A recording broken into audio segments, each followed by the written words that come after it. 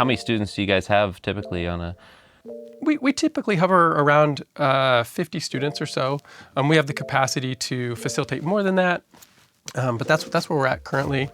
And again, one of the really amazing things for that is for our students is that they have 24-hour access to this. And so they're coming and going all times of days and stuff. And it's pretty common that we might leave at, say, 5 or 6 o'clock. And on our main level, it might seem like things are pretty quiet, but you can come down here and things are really happening down in all the studios and the suites and stuff. Yeah. With the 24/7 access, do they just have cards that they, when you're a freshman, do you get 24-hour access, or is it just later on? Yeah, so that's one of the things that we really push around here and try to promote is that idea that as soon as they become a student, that they get that 24-hour access. And so it's a card slider to get in the building, and really only music tech students get the card slider to get down here to all the super fun stuff in the main studios. And we just push that idea on them that, like, I think we're all really big believers of the arc and the curve that can happen if you really are going full bore for 4 years, as opposed to just like maybe 2 years that kind of tends to happen at a lot of programs. And so, like, Miles teaches their first entry level recording class, and he gets them in Studio A here that first semester. And so they're like full bore running with everything right out of the gate. And so we want to see them use this whole building and everything in this building for 4 years. And I think it's kind of a thing, like, none of us would ever argue.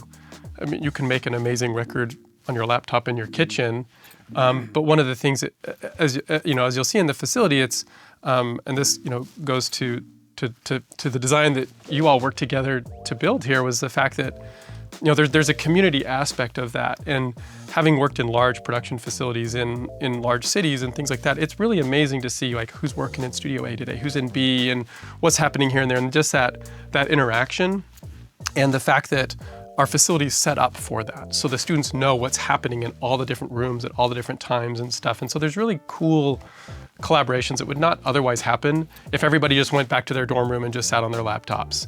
Right. And they can do that, and that's Right. great, and still work gets done that way. But the fact that we work as hard as we can to try to build that community and give them that experience, because with that democratization of the studio world, that is not as common as it once was. And so we try to really push that as much as, kind of, again, like that arc and stuff like that. And that's a strong component to that, in being able to see what your peers are working on. Yeah, I bet it's awesome, because, I mean, anybody hears about a project that another student is doing, they could maybe help on that or assist, or, just the collaboration aspect is really fun. Mm-hmm. How much are you guys involved with their projects? Are the projects they have to do on their own, and you don't speak into that, or do you actually get involved? Again, I think all things vary, but I think we typically, set up, again, these guidelines. I need to see this, this, and this.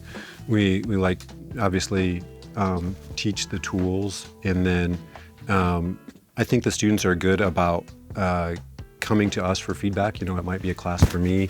Maybe they're scared to ask for my feedback, so they'll go to Miles, or vice versa. We see that happen a lot. Or again, we're not scary to everybody, but to certain students. And so,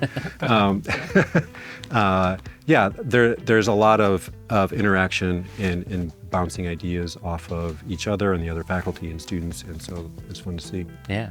I think we're pretty involved. I mean, and just to kind of add to that, it's funny because, Mark will teach some of the courses that he teaches, for example, like the industry courses and things like this, and really trying to drive home those topics of just how the mechanics of the industry works.